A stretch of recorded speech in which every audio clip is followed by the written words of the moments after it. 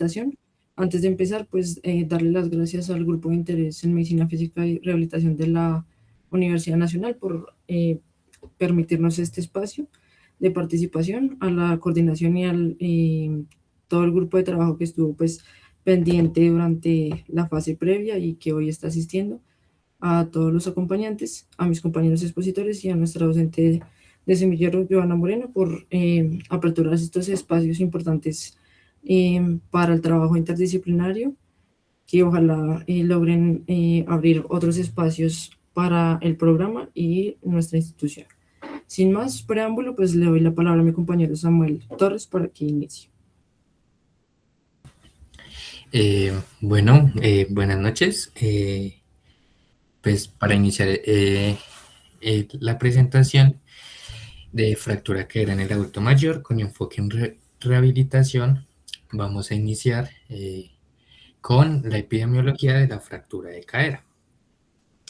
En este orden de ideas, la fractura de cadera es una patología muy común en las mujeres, ya que estas representan aproximadamente el 70% de los casos, es decir, 7 de cada 10 adultos mayores con fractura de cadera son mujeres. Esto está relacionado con un proceso de adultez mayor en el cual la posmenopausia deteriora los estrógenos y esto va a generar que los osteoclastos aumenten la resorción ósea. Sin embargo, esto lo iremos mencionando más adelante. Adicionalmente, aproximadamente 17 millones de personas viven con las secuelas de una fractura de cadera.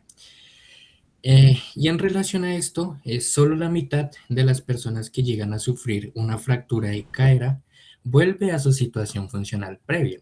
Esto está relacionado por diversos factores, pero el más predominante es que las personas o los pacientes que sufren una fractura de cadera suelen abandonar el tratamiento antes de los 6 meses, representando una disminución en la recuperación de su situación funcional. Adicionalmente, en relación con la fractura de cadera y que traerá en la colisión la mortalidad, dado que cuando se sufre una fractura de cadera en el adulto mayor, aumenta el riesgo de 5 a 8 veces por diversas causas, especialmente por causas por descompensaciones sistémicas posterior a la fractura de cadera. Y adicionalmente, estas tasas de mortalidad a un año oscilan entre el 14,4% y el 28,3%.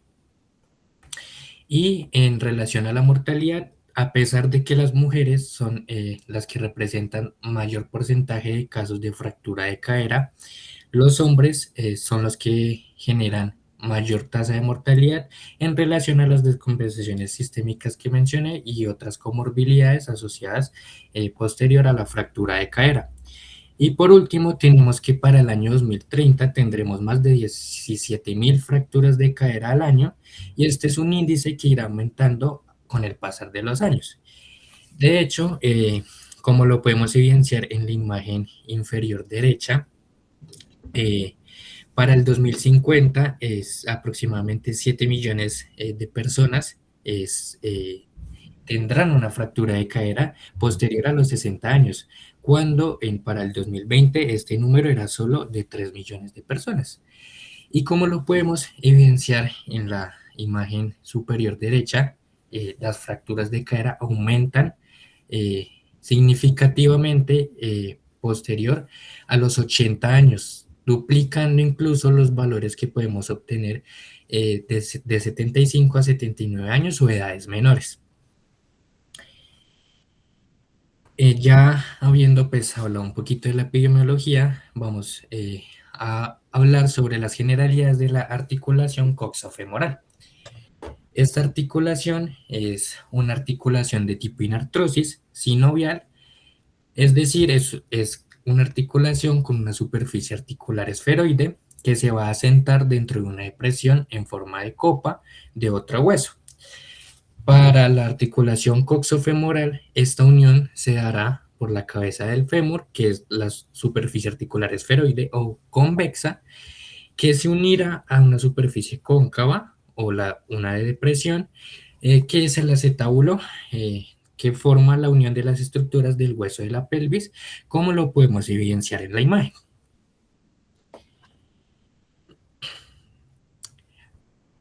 A continuación, tenemos un poco más a detalle la anatomía relacionada con esta articulación, donde, pues, como ya lo mencioné anteriormente, eh, tenemos la cabeza del fémur, el acetábulo, y adicionalmente otros puntos anatómicos importantes que serán de referencia especialmente para las inserciones de los músculos, como es el caso del trocánter mayor y el trocánter menor, que serán puntos anatómicos de inserción de unos músculos importantes de la articulación de la cadera. Siguiendo un poco con esta articulación, al ser de tipo enartrosis o sinovial, nos permite tener movimientos en tres planos: en plano sagital, en plano frontal y en plano transversal. El plano sagital nos permitirá evidenciar y observar movimientos de flexión y extensión, es decir, llevar la pierna hacia adelante o llevar la pierna hacia atrás. En el plano frontal nos podemos evidenciar y observar movimientos de eh, abducción y aducción, es decir, que la pierna se aleja de la línea media del cuerpo o se acerca a ella. Y por último, el plano transversal, en el cual podemos observar las rotaciones internas y las rotaciones externas, siendo la rotación externa caracterizada porque la pierna va a girar hacia adentro y la rotación interna porque la pierna va a girar hacia afuera. Siguiente. Eh, Continuando con la articulación, tenemos los ligamentos, los cuales nos van a proporcionar integridad y estabilidad necesarias para la locomoción y el soporte de cargas que encontramos en la articulación coxofemoral. En este caso, los ligamentos corresponderán a ser estabilizadores estáticos. Y en cuanto a los ligamentos, tenemos tres ligamentos importantes, como lo son el iliofemoral, el pubofemoral y el isquiofemoral.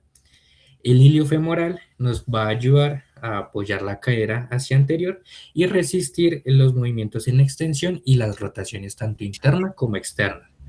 El pubo femoral nos va a resistir los movimientos en abducción y rotación externa.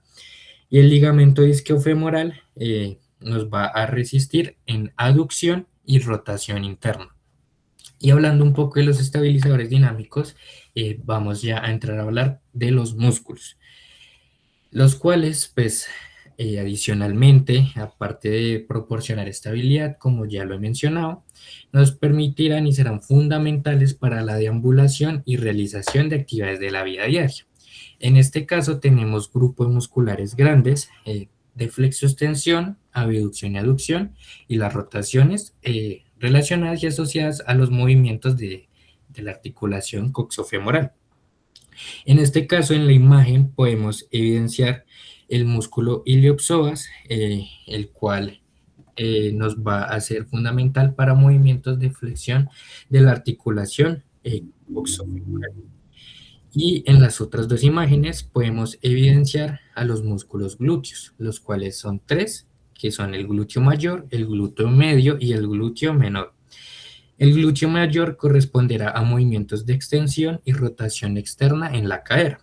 El glúteo medio de abducción y rotación interna. Asimismo, el glúteo menor cumplirá estos mismos movimientos del glúteo medio.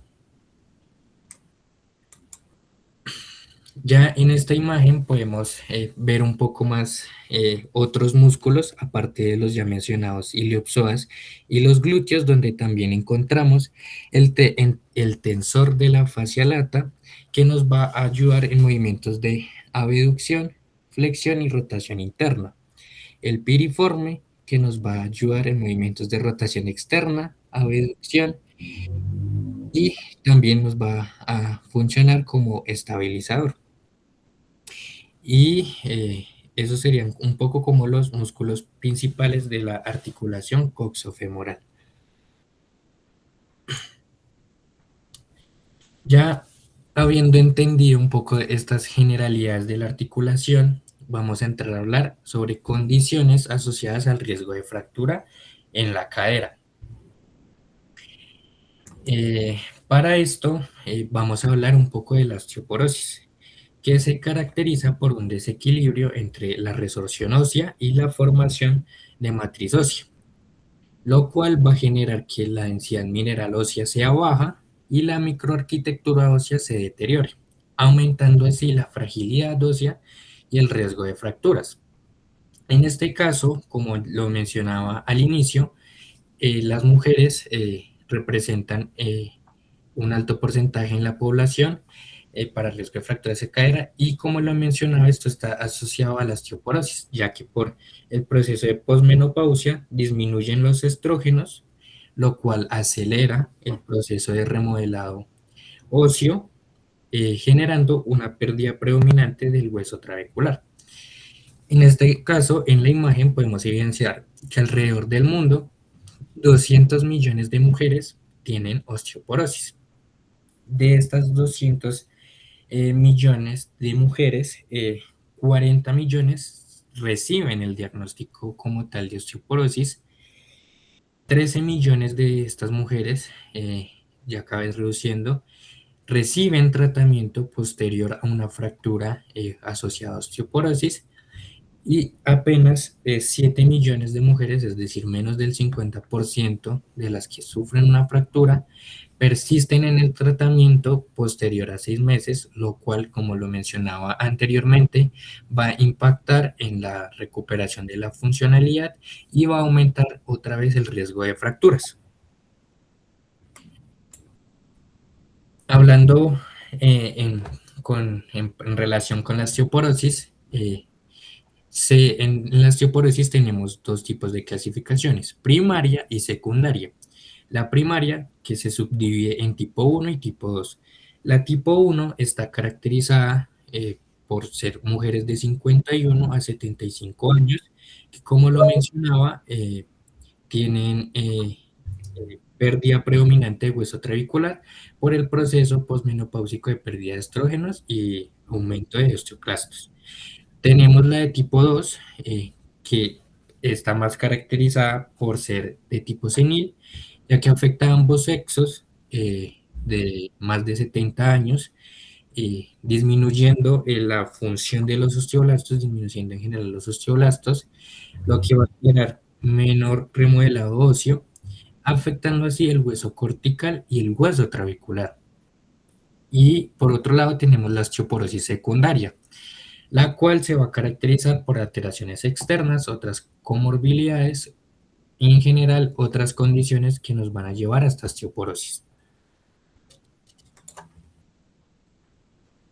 Para la osteoporosis, la guía colombiana de osteoporosis del 2026 nos sugiere el algoritmo FRAX, que fue creado por la Universidad de Sheffield y la OMS en el año 2018, la cual va a evaluar la probabilidad a 10 años en hombres y mujeres de 40 a 90 años de tener un riesgo de fractura osteoporótica mayor a nivel vertebral de la cadera, de húmero y de muñeca. En este caso, nos interesa el riesgo de fractura de cadera. Este algoritmo utiliza variables que son las que vemos en la imagen, que son la edad, el sexo, el índice de masa corporal, fracturas previas por fragilidad, fracturas de cadera en los padres, tabaquismo activo, consumo de glucocorticoides, artritis reumatoide, osteoporosis secundaria, consumo de alcohol de más de 3 unidades al día y densidad mineral ósea menor en el cuello femoral. Estas variables serán tomadas en cuenta como factores de riesgo que van a aumentar la probabilidad de tener una fractura de cadera.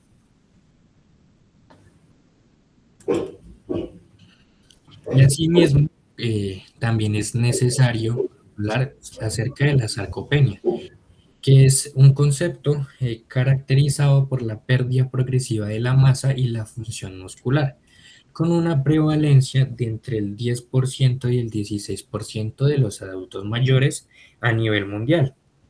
lo cual va a generar un aumento en el riesgo de caídas, de fracturas y de deterioro funcional, lo que puede generar hospitalización prolongada, aumento en la mortalidad y en general va eh, eh, a afectar el proceso de recuperación posterior a una fractura.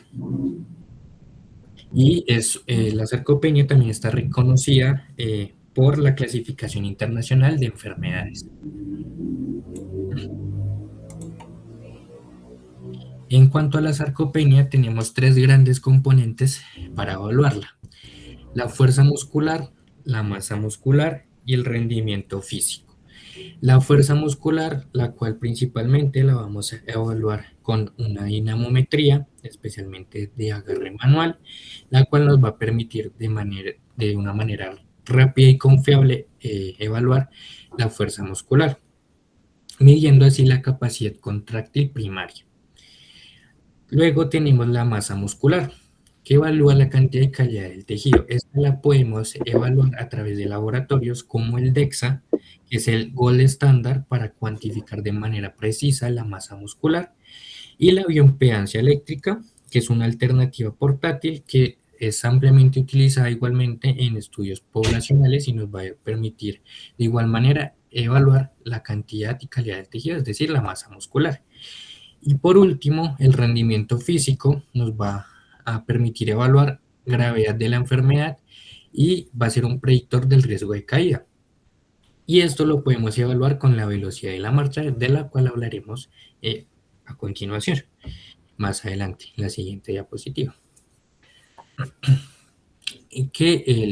La velocidad de la marcha la podemos y la debemos evaluar teniendo en cuenta dos variables importantes: la distancia y el tiempo. Esto se hará sin ayuda, sin asistencia humana. El paciente lo debe hacer de manera autónoma. En general, los estudios nos hablan de que en adultos mayores la velocidad de la marcha puede oscilar en valores normales de 1 a 1,20 metros por segundo. Luego tenemos también la escala Dunto, que nos permite evaluar el riesgo de caída a partir de diferentes componentes evaluadas a través de preguntas de sí o no, preguntas dicotómicas, de las cuales si dos o más de estas preguntas obtienen un sí como respuesta, nos va a indicar que la persona tiene riesgo de caída, y entre más puntaje obtengamos, mayor será el riesgo de caída. Luego tenemos el Time Up and Go, por sus siglas TUG, en el cual medimos el tiempo para levantarse, caminar 3 metros, girar y sentarse, y asimismo evaluar el riesgo de caídas. Esta tiene tres clasificaciones para el riesgo de caídas: bajo riesgo, riesgo moderado y alto riesgo, que estará altamente relacionado con el tiempo en el que desempeñe los componentes anteriormente mencionados. Y por último tenemos la Short Physical Performance Battery, que es una batería que integra pruebas de equilibrio, la velocidad de la marcha en una distancia de 2,44 metros y la fuerza de levantarse de la silla, y asimismo es una medida de evaluación útil para nosotros, que junto a las otras son recomendadas por la Guía Clínica de Osteoporosis en Colombia del 2026 para evaluar el riesgo de caída.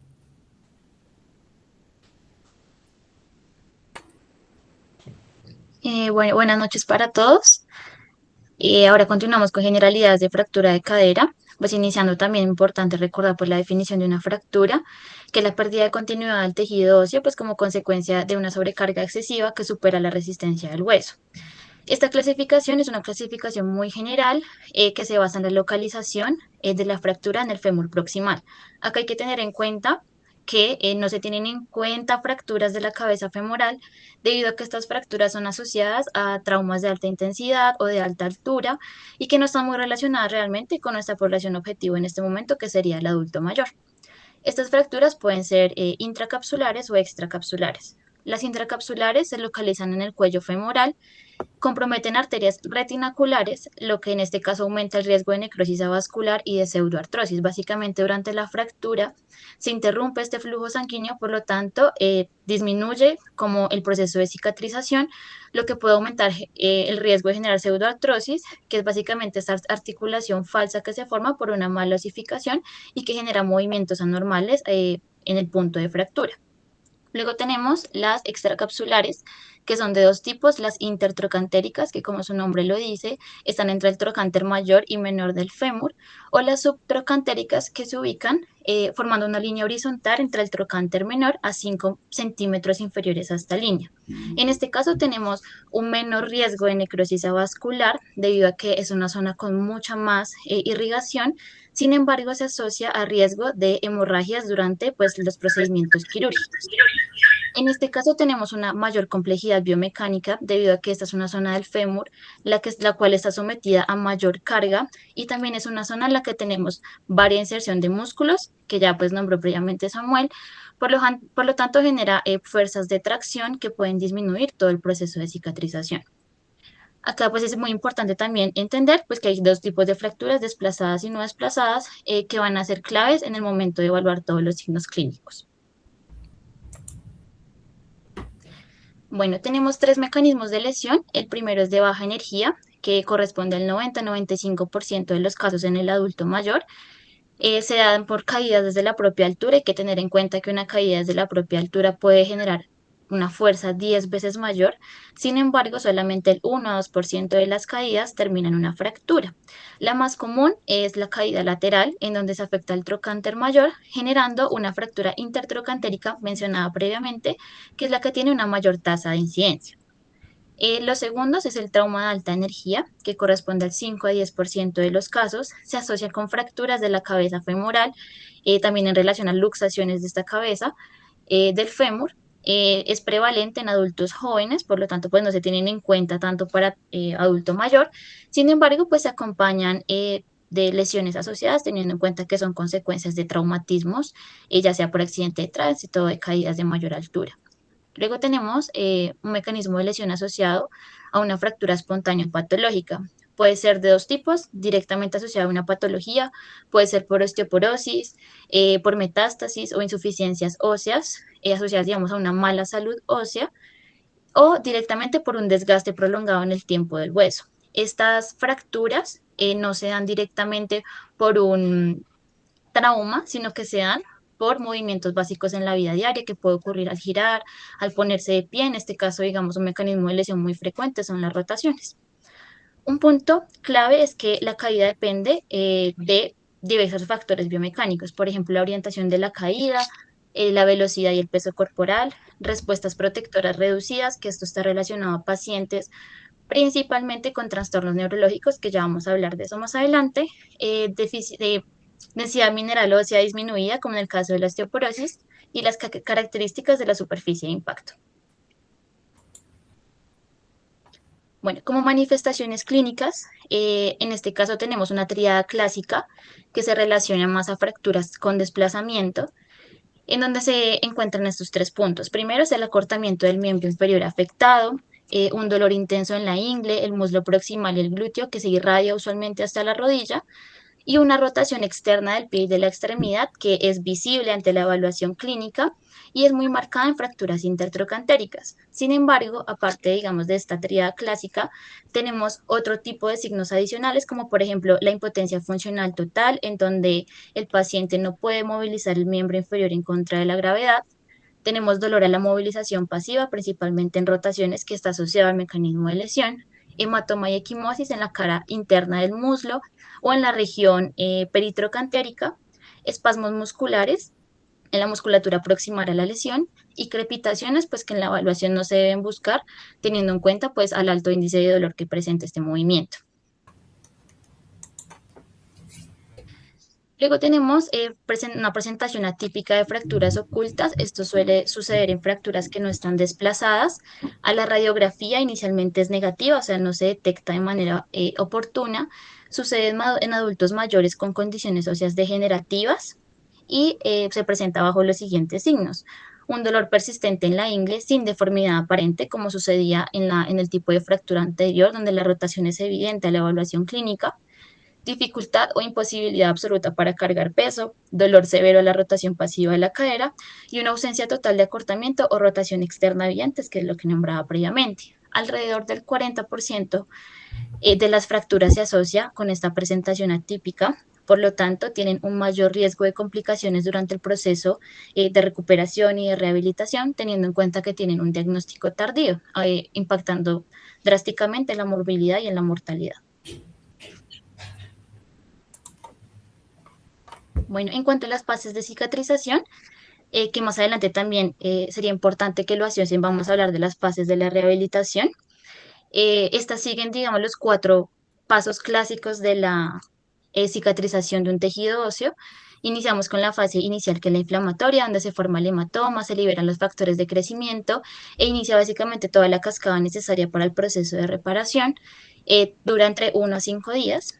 Sigue la fase de proliferación y la formación de callo blando, que básicamente es este tejido fibrocartilaginoso que funciona como un molde previo para la formación de tejido óseo, que sucede en la consolidación del callo duro, en la consolidación o callo duro, donde por el medio de la osificación endocondral, este tejido cartilaginoso es reemplazado por tejido óseo y aumenta la actividad, pues, de los osteoblastos, que termina este proceso en la remodelación biomecánica, donde los osteoclastos van a remover este exceso óseo y se va a restaurar como la función biomecánica, pues, de la zona alterada. A pesar de que, digamos, tengamos este tiempo estándar dentro de la fractura, cada una, según la evidencia y según los estudios desde la epidemiología, tiene unos tiempos determinados. Por ejemplo, las fracturas intertrocantéricas, que son las más comunes, pues según la incidencia, tienen un menor tiempo de cicatrización, teniendo en cuenta que es una zona más altamente irrigada, ¿sí? Seguidas de la del cuello femoral y por último las fracturas diaficiarias femorales. En cuanto a los factores de riesgo, tenemos de 3 tipos: biológicos intrínsecos, que son aquellos que no son modificables. Por ejemplo, el hecho de ser del sexo femenino y de edad avanzada de mayor a 65 años aumenta, como decíamos previamente, el riesgo de padecer una fractura de cadera. Tener osteoporosis, teniendo en cuenta que baja la densidad mineral ósea y tenemos menos soporte a la carga. Sin embargo, cuando se combina con sarcopenia, aumenta el riesgo 4 veces más. Tenemos deterioro cognitivo, demencia, CB y Parkinson. Como les comentaba previamente, son trastornos neurológicos en donde las reacciones protectivas están lentificadas y no son tan eficientes, lo que aumenta aún más en caso de alguna perturbación o un obstáculo, pues generar una caída. En diabetes mellitus tipo 2, pues tenemos alteraciones periféricas en la sensibilidad y también una baja densidad mineral ósea asociada a la deficiencia de vitamina D, que esta vitamina lo que permite es la absorción del calcio a nivel del tejido óseo. En cuanto a los farmacológicos, uno de los más importantes factores de riesgo es la polifarmacia.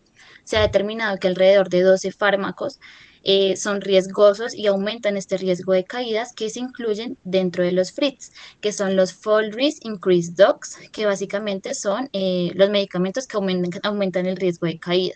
Estos medicamentos suelen presentar somnolencia, mareo, hipotensión ortostática, ¿sí? Dentro de ellos se incluyen las benzodiazepinas, antidepresivos y antihipertensivos. También los corticosteroides crónicos, que de hecho es uno de los puntos del algoritmo de Flax. Básicamente lo que generan los corticosteroides es que aumentan la pérdida de calcio en el hueso, por lo tanto disminuye esa densidad mineral ósea y aumenta el riesgo de fractura. Los anticoagulantes no se relacionan directamente con un riesgo de caída, sino con complicaciones posoperatorias a las intervenciones por la fractura, en donde aumenta el riesgo de hemorragia. Y por último tenemos los diuréticos, en donde por el aumento de la diuresis se genera una hiponatremia. Esto genera pues una disminución en la presión arterial y pues las consecuencias asociadas a esta disminución de la presión. Por último tenemos los factores ambientales o sociales. Uno de ellos es la institucionalización en hogares de cuidado. Básicamente en estos lugares se asocia a pacientes que presentan menor movilidad, un déficit nutricional y alteraciones asociadas a como mayor riesgo asociado a peligros ambientales. Antecedentes como tabaquismo y alcoholismo, un bajo nivel socioeconómico que se relaciona a lo que mencionábamos previamente con la osteoporosis subdiagnosticada, en donde pues por bajos recursos realmente no tienen un diagnóstico y un tratamiento oportuno. Tenemos el aislamiento social, el sedentarismo, una dieta inadecuada y aumenta mucho más el riesgo si tenemos el historial de una fractura previa. Entonces, como les comentaba en este punto, es muy importante tener en cuenta el algoritmo FRAX, que muchos de estos puntos que se nombraron acá, de hecho, los categoriza según las variables previamente establecidas para aumentar ese riesgo predictivo de que la persona sufra una fractura. En cuanto a las estrategias de prevención, tenemos de tres tipos. Prevención primaria, que se enfoca en reducir la incidencia, es decir, abordar directamente estos factores de riesgo que son modificables en la población general mayor a 50 años, que es donde presentan mayor incidencia. Tenemos la prevención secundaria, que es para las personas que ya sufrieron una fractura, generar programas estructurados en estos pacientes que minimicen el riesgo de generar otra fractura por fragilidad. Si son usualmente pacientes que ya presentan condiciones, como hablamos anteriormente, de osteopenia, sarcopenia o síndrome de fragilidad. Y por último, tenemos la prevención terciaria, que se asocia al proceso de rehabilitación y de reducción de complicaciones tras la fractura. Es básicamente en el proceso de rehabilitación oportuno posterior a la intervención pues, por este tipo de patología. Centrándonos en la intervención primaria, tenemos que lo que más tiene evidencia en este momento como prevención es el ejercicio. Se comprobó que programas multicomponentes que incluyan fuerza, equilibrio y entrenamiento aeróbico por más de 3 meses, ya a partir de este programa ya se reduce en un 50% el riesgo de caídas. Hay un programa que es el programa Otago, que también tiene alta evidencia, que es un programa desarrollado en Nueva Zelanda, creado por fisioterapeutas, en donde es un programa estructurado domiciliario, en donde estos ejercicios se guían inicialmente por el fisioterapeuta. La idea es que al final los pacientes, bueno, los usuarios en este caso, sean completamente independientes al realizar este tipo de actividades y se basan en ejercicios de fortalecimiento del miembro inferior, entrenamiento de equilibrio estático y dinámico, caminatas cronometradas. Según la dosificación, pues lo recomienda que sea de 2 a 3 veces por semana, mínimo 30 veces al día. Luego tenemos una nutrición y dieta. Como hablábamos anteriormente, la vitamina D, específicamente la vitamina D3, teniendo en cuenta pues que permite la absorción de calcio en los huesos, es de vital importancia y según la evidencia se recomienda que sean de 700 a 800 unidades internacionales al día. Esto se refiere no necesariamente a la cantidad de vitamina por el peso de la persona, sino que esa es la cantidad de vitamina necesaria para poder generar un efecto potencial y positivo en este tipo de pacientes. Y pues que esta vitamina D3 se combine pues con un correcto consumo de calcio en la dieta. Bueno, algo muy importante también que me faltó mencionarles previamente, si te puedes devolver un segundo, es el entrenamiento de resistencia. En este caso, también tiene alta evidencia trabajar ya sea con peso, con bandas o con autocarga, pues teniendo en cuenta que por principio de mecanotransducción el hueso responde a la carga y para mantener su integridad necesita este tipo de carga pues para responder a las diferentes demandas del movimiento de cada persona. Ahora sí. Listo. En cuanto al siguiente factor de prevención, tenemos la modificación del entorno. Se demostró que se puede disminuir el 50-75% de las caídas ocurren en el hogar, es decir, es importante evaluar el entorno y minimizar riesgos asociados, por ejemplo, a superficies antideslizantes, eliminar obstáculos que puedan generar caídas, o hacer las modificaciones necesarias para que la persona se sienta segura en su entorno. Y por último, la revisión de medicamentos, que como pues nombrábamos previamente, es un factor muy importante asociado a la polifarmacia y el efecto secundario de estos fármacos.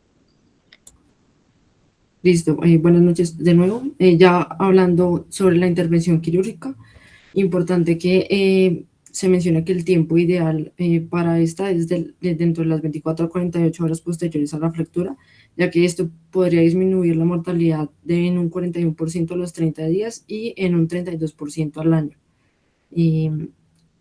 Para realizar pues la intervención, importante reconocer que el paciente esté hemodinámicamente estable y pues realizar una individualización. No es lo mismo pues atender a un paciente de 80 años a uno de 60, reconocer sus comorbilidades y claramente pues el tipo de fractura que tiene.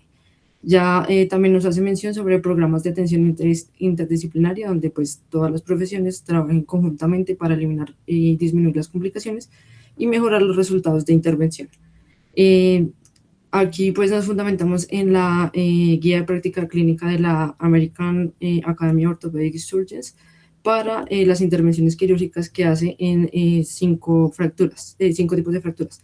La primera, pues en las fracturas estables del cuello femoral, nos habla de 3 intervenciones, la hemiortoplastia, que básicamente es el reemplazo de, como su nombre lo indica, la mitad de la articulación, la fijación interna, que generalmente se realiza como se ve en la imagen con clavos, tornillos o placas, y el manejo conservador, que no suele ser muy común, digamos que es muy bajo el porcentaje de personas que reciben manejo conservador, pero también se realiza y en este caso pues se fundamenta en lo que es manejo del dolor y movilización limitada, digamos que durante un inicio de la rehabilitación.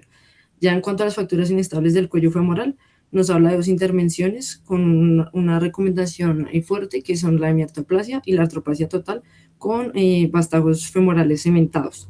En este caso nos habla que la artroplasia total, que es básicamente el reemplazo por un componente protésico, tiene una recomendación mucho más fuerte, pero en este caso moderada, con respecto a la hemiartroplastia.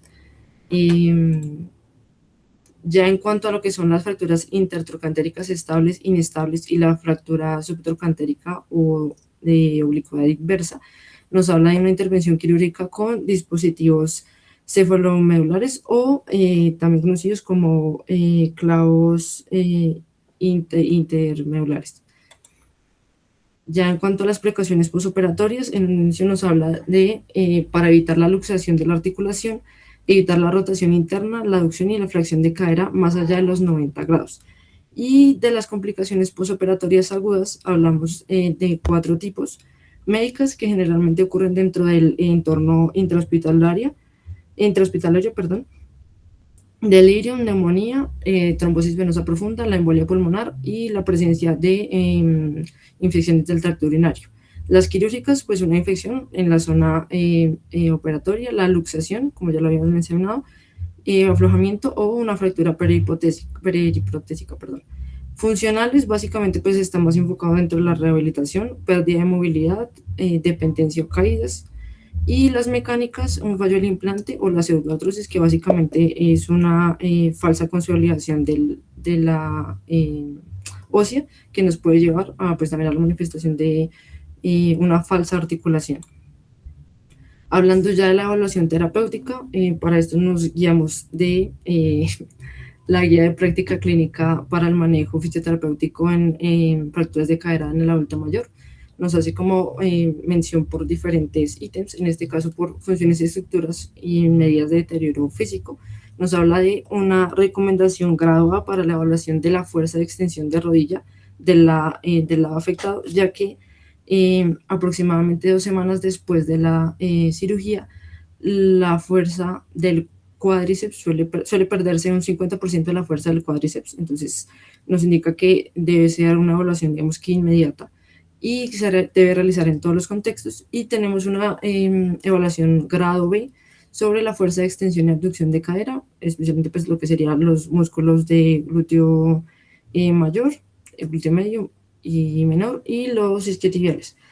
Esto lo realizamos pues en entornos clínicos subagudos. Nos menciona también que se debe realizar con el gol estándar, que sería dinamometría, como lo había mencionado Samuel al inicio, pero en los digamos, entornos que no sea tan fácil aplicarlo, pues se puede realizar con prueba manual, la MRC. Ya hablando de la evaluación del dolor, nos recomienda la Verbal Rating Scale, que tiene 4 ítems, básicamente, que van de 0 a 3, 0 que no hay dolor, el 3 es un dolor severo, pues obviamente es un autoinforme del paciente, y se debe realizar en reposo, evaluar, perdón, en reposo y durante la actividad en todos los entornos agudos, posagudos y ambulatorios. Ya hablando de limitaciones en la actividad, tenemos recomendaciones grado A para, como ya lo mencionaba Samuel antes, la velocidad de la marcha, importante que se puede realizar en todas las fases de recuperación y en todos los entornos. La escala de ambulación acumulada nos evalúa 3 actividades, que es entrar y salir de la cama, sentarse y levantarse de una silla, y la marcha en 3 niveles de evaluación que van de 0 a 2. El 0 pues es básicamente que no lo puede realizar, el 1 que lo realiza con asistencia y el 2 que no cuenta con asistencia. Se indica que puede ser utilizado en entornos clínicos agudos y posagudos hasta que el paciente logre la independencia, y lo ideal es que se evalúe diariamente. Y el TUC, que básicamente, pues ya también lo había mencionado Samuel, tenemos en la necesidad de documentar la velocidad cómoda o máxima del paciente y el uso de ayudas técnicas para la evaluación, y se cuenta con 3 intentos. Ya hablando de recomendaciones grado B, nos habla de la prueba de sentarse y levantarse 5 veces, o que se puede, digamos, que cambiar por el número de veces que se levanta la persona en 30 segundos. También se puede realizar en entornos de hospitalización aguda, en el hogar y ambulatorios. Y la prueba de caminata de 6 minutos, que nos evalúa la resistencia al caminar.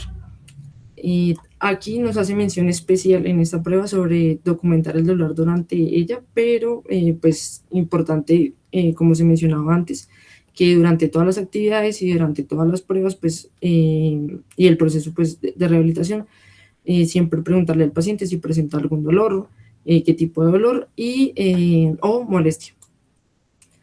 Ya en cuanto a las medidas de autoinforme, tenemos una recomendación grado B para la aplicación de la escala New Mobility Score, que nos evalúa 3 actividades: caminar en interiores, al aire libre y mientras hace compras, con una puntuación de 0 a 9. Esta pues es importante como para plantearnos un objetivo, porque hace una evaluación prefractura en los entornos hospitalarios generalmente. Entonces la idea es preguntarle al paciente cómo realizabas estas actividades previas a la fractura, y en entornos posagudos, pues cómo se siente realizándolas. Básicamente la idea es que nos sirva como predictor y también pues como un planteamiento objetivo a dónde queremos retornar al paciente. Y la FOL Efficacy Scale Internacional, que básicamente pide al paciente que califique sus preocupaciones con respecto al miedo a caerse en 16 actividades. Cuenta con una versión corta de 7 actividades, y es básicamente fundamental una escala Likert de 4 puntos, que es de 0, no se siente preocupado, a 4, muy preocupado, y básicamente nos mide también el miedo al movimiento o kinesiofobia. Dentro de las estrategias de rehabilitación, pues básicamente tenemos que la intervención del ejercicio, no tiene como objetivo abordar dentro de nuestro diagnóstico fisioterapéutico deficiencias, limitaciones de actividad y restricciones de participación a través de entrenamiento de la fuerza resistiva progresiva, el equilibrio, la carga y descarga de peso y la movilidad funcional. Esto lo logramos a través de estas estrategias de rehabilitación que nos menciona también la guía de práctica clínica, que son el entrenamiento de resistencia progresiva, básicamente ejercicios comunes de miembros inferiores, principalmente en trabajo de flexión, extensión, abducción, aducción, dorsiflexión y plantiflexión, que deben realizarse de 2 a 3 series con una intensidad progresiva, especialmente iniciando con un 60-70% de la RM, y con una frecuencia de 2 a 3 veces por semana. Ya luego vamos al carga de peso, que básicamente se realiza con actividades como la marcha, inicialmente con apoyo, o bueno, si tiene ayudas técnicas, el pararse y levantarse una silla, un paso en step, tocar lo que sería, se me olvidó, platillos, y caminata como digamos que en obstáculos. Y la progresión básicamente es como aumentar el número de repeticiones de la actividad, eliminar las asistencias, y la frecuencia nos dice que debe ser diario. Y ya luego tenemos el entrenamiento de equilibrio, que para esto en entornos hospitalarios nos indica que debe ser diario, en entornos ambulatorios puede ser 3 veces por semana, con ejercicios que van desde el equilibrio estático al equilibrio dinámico. Básicamente pues esa sería la progresión, empezando por ejercicios unipodales, rotaciones, juegos de alcance y de lanzamiento, y ya actividades como sería el baile y el tai chi, y las progresiones también las podemos observar desde, como lo muestra ahí, un chaleco de peso o bandas de resistencia. Ya específicamente las estrategias de rehabilitación para pacientes con una artroplasia total de cadera, tenemos como objetivo pues que se promueva la cicatrización, restaurar la función articular y mejorar la movilidad. Para esto contamos con 4 fases que básicamente se dividen en la fase preoperatoria, que básicamente está enfocada en la educación al paciente, la preparación del entorno tanto hospitalario como en el hogar, como ya lo mencionaba antes Nata. La fase 1, que es de protección, ya empezamos a hablar de la activación muscular y una movilidad inicial. Y la fase 2, que nos habla de la marcha y el fortalecimiento. Y una fase 3 que está más enfocada a aquellas personas que realizan algún tipo de actividad, deporte específico, que ya lo abordaremos más adelante. En la fase 0, básicamente se realiza la educación al paciente, hablándole sobre el manejo del dolor, los objetivos de reducir el miedo al movimiento, las especificaciones sobre las ayudas técnicas y la eliminación de obstáculos y optimización del hogar. Ya en cuanto a la fase 1, que va desde la semana 0 a la semana 6 aproximadamente, hablamos del manejo del dolor y la protección articular, como lo hablábamos en la intervención quirúrgica, la movilización temprana y una movilización enfocada en actividades de la vida diaria, la activación muscular y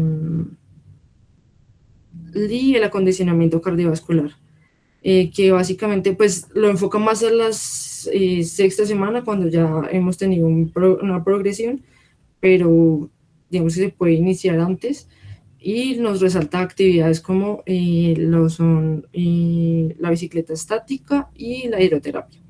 Los criterios de progresión en esta fase para pasar a la fase 2 pues son el dolor mínimo, que el paciente logre caminar sin ayuda y logre un apoyo unipodal, equilibrio unipodal, sin caída de pelvis. Ya en cuanto a la fase 2, tenemos recuperación de movimiento y fuerza, va de la sexta a la 12ª semana. Este ya está en fortalecimiento progresivo, aumentar la intensidad, ya trabajar lo que sería no solo miembro inferior, sino también el control del core y movimientos funcionales, el entrenamiento de la marcha, que ya estaría más enfocado en aumentar la cadencia, la longitud de la zancada, la velocidad, y las tareas y la resistencia en cuanto a actividades comunitarias. Y ya la alineación, que nos habla de una carga segura dentro de la articulación y una carga segura en cuanto al ejercicio. Para los criterios de progresión tenemos que pues, el paciente logre un rango de movimiento completo y sin dolor, que exista suficiente fuerza en las extremidades inferiores para realizar tareas funcionales, y caminar distancias comunitarias. En cuanto a la fase 3, ya hablamos del retorno a la actividad. En este caso, pues nosotros lo enfocamos más desde un tema de promoción y prevención. No todos los pacientes que ingresan a rehabilitación tienen una intervención previa en actividad física, y cuando termina la rehabilitación tampoco quiere decir que lo continúen muchas veces. La idea desde esta parte pues es incentivarlos a que participen, a que realicen actividad física en casa o en contextos comunitarios, y ya pues si realizan algún deporte o ejercicio específico, pues que el entrenamiento sea enfocado a él. Ya hablando de la ventana de oportunidad clínica, pues acá la guía de práctica clínica nos habla de una recomendación graduada en cuanto a la movilización temprana. Como fisioterapeutas y pues como tal el personal debe realizar una asistencia para la transferencia fuera de la cama y la deambulación lo antes posible después de la cirugía, y realizarlo al menos una vez diariamente en el contexto intrahospitalario. Nos habla también de la importancia de los grupos ortogeriátricos, que básicamente es el trabajo interdisciplinar que se realiza con todos los profesionales desde el día 1 que el paciente ingresa antes de la cirugía hasta lograr una deambulación, ya sea con ayuda técnica o independiente. Y nos habla aquí como fisioterapeutas también tenemos una un papel importante en la prevención del delirio, especialmente en aquellos pacientes que presentan un deterioro cognitivo, y la documentación diaria sobre el riesgo de caída.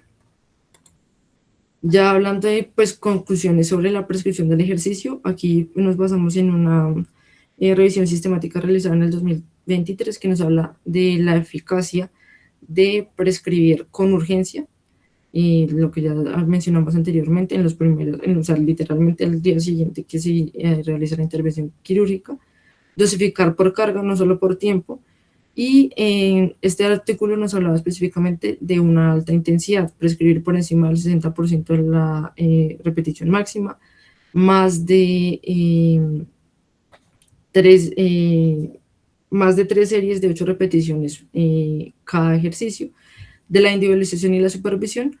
Básicamente esto pues una adaptación a la tolerancia del paciente. No todos los pacientes son iguales, no todos los pacientes digamos que tienen las mismas oportunidades de acoplarse al ejercicio, entonces tener en cuenta eso.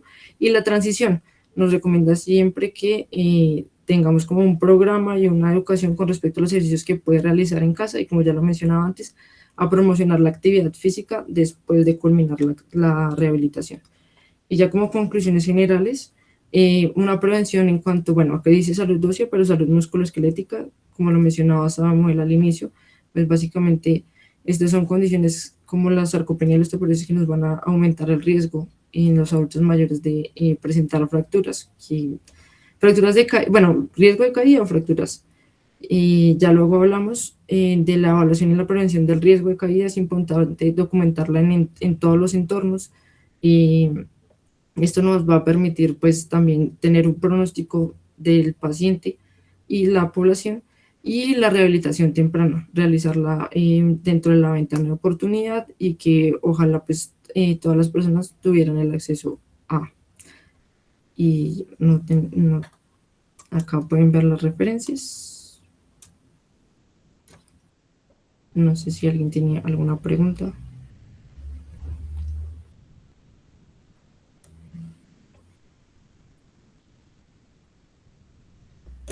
Muy bien, muchas gracias. Muy buena la exposición, muy completa.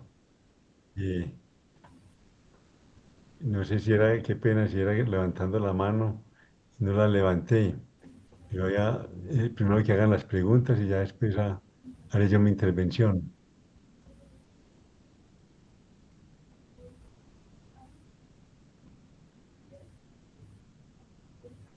Es el moderador, ¿quién es? Porque por ahí hubo una mano levantada. Gerson, haga la pregunta que es la única No, persona con levantada. excelente, excelente exposición. Nada más que decir que se estaba pensando que era el aplauso, pero no.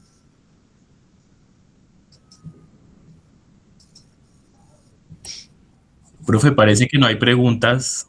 Joana quiere preguntar algo.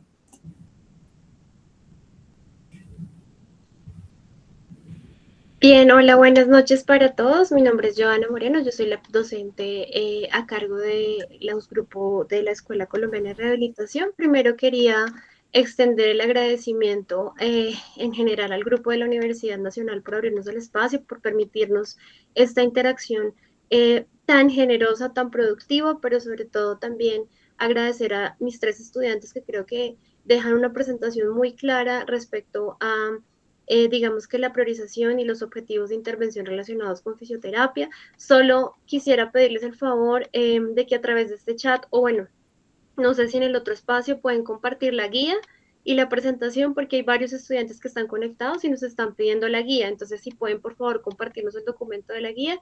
Pero en general, muchísimas, muchísimas gracias por su representación, por lo que queda postulado dentro de la presentación. Y bueno, ojalá estos espacios se sigan construyendo y podamos tener esta interacción continua desde la universidad, desde la Escuela Colombiana de Rehabilitación y la Universidad Nacional, abiertas las puertas de la escuela para que sigamos interactuando y creciendo en comunidad. Y pues nada, eso era toda mi intervención cortita. Gracias a todos y feliz noche.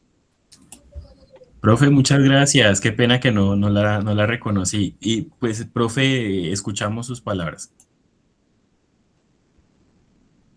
Sí, un tema muy importante y que, como dicen, hay que prevenirlo desde la infancia, porque ustedes ven que desde, si no hay una buena nutrición, un buen ejercicio, la calidad ósea no es buena.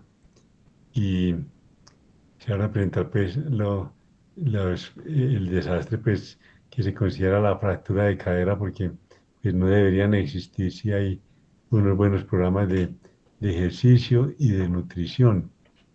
Es importante, como decían, la prevención, eh, no solo con el ejercicio y la dieta, sino también con una valoración geriátrica integral, porque una caída se puede presentar por muchas causas, desde una catarata en los ojos, eh, un mareo por una caída, perdón, por mareo, los tropezones, los resbalones, y todo esto se puede prevenir con ejercicios de equilibrio que se deben hacer normalmente.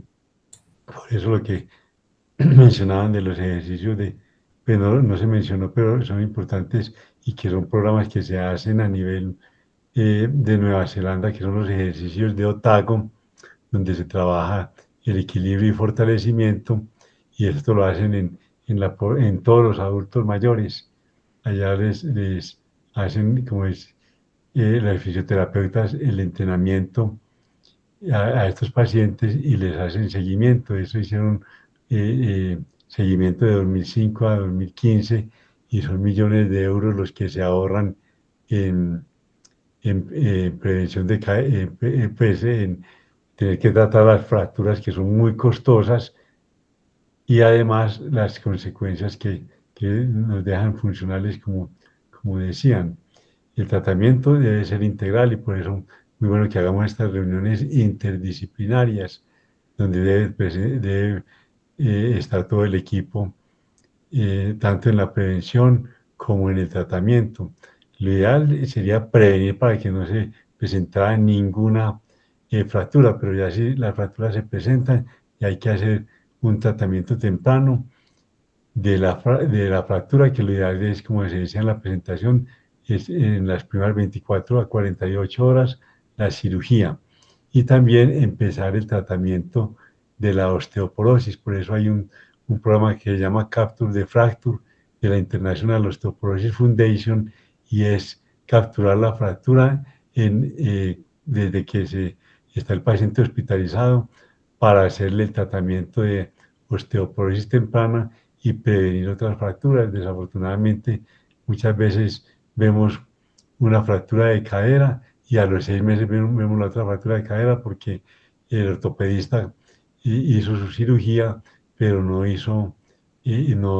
se hizo el tratamiento de la osteoporosis en forma temprana. Pues para esto pues sería un curso de un día entero, pero son como algunas generalidades.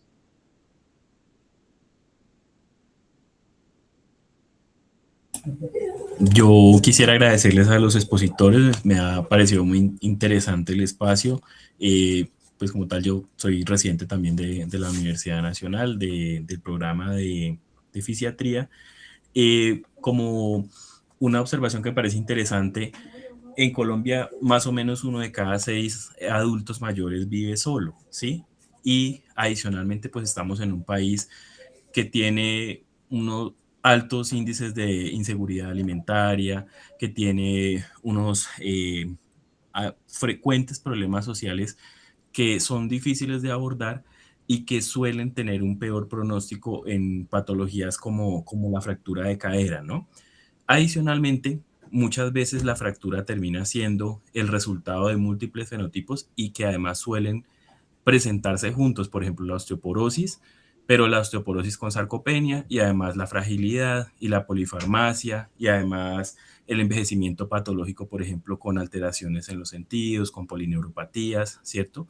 Y todos estos factores van a empeorar pues ese pronóstico y esa capacidad de recuperación.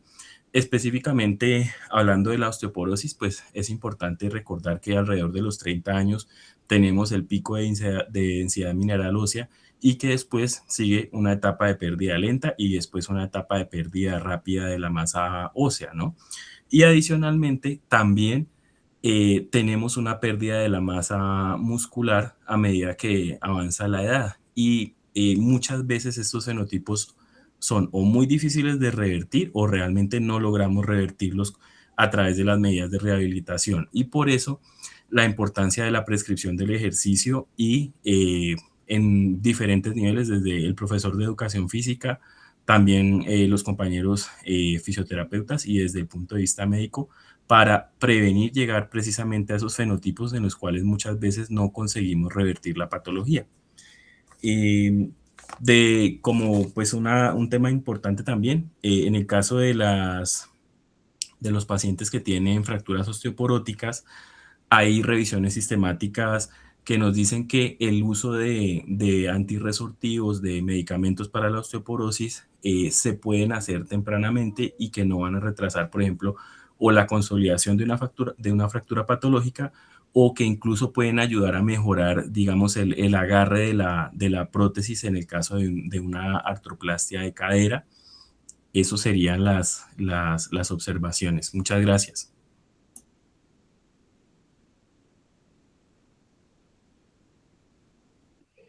Muchas gracias a todos por la asistencia y a los ponentes por la presentación. De verdad fue muy enriquecedora. No sé si alguien más tiene algún comentario o los ponentes quieren hacer algún otro comentario. Hola, sí. No sé, no puede compartir la guía de práctica clínica acá. No sé si lo podemos realizar por otro medio para que todos lo tengan.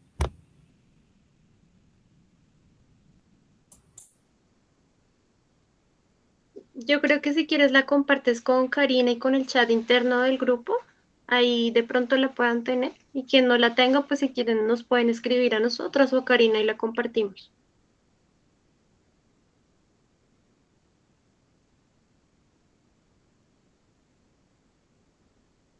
Listo, claro que sí. Se pueden comunicar con nosotros y les pasamos la guía. Entonces, pues nada, eso sería todo por nosotros por el día de hoy. Espero que todos también hayan aprendido mucho y puedan poner esto en práctica en su actividad laboral. Muchísimas gracias a ustedes por la gestión y el espacio. Feliz noche para todos. Muchas gracias. Muchas gracias. Gracias. Muchas gracias. Hasta luego.